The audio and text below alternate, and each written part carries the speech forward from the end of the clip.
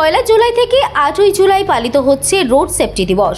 সেই উপলক্ষে আজ পাঁশকুড়া গার্লস হাই স্কুলে পাঁশকুড়া থানা ও পাঁশকুড়া ট্রাফিক পুলিশের যৌথ উদ্যোগে একাধিক কর্মসূচি সংগঠিত হয়।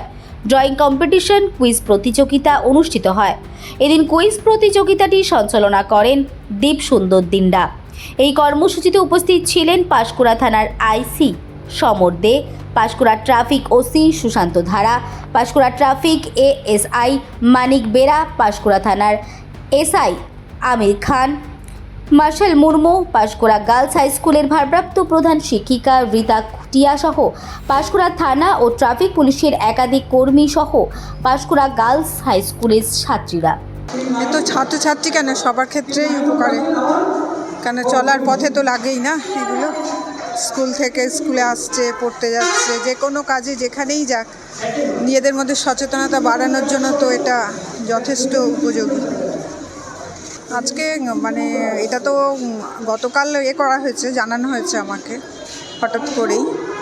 মেয়েদের ক্লাস 5-6-এর জন্য ছবি আঁকা হয়েছে, নিরাপত্তার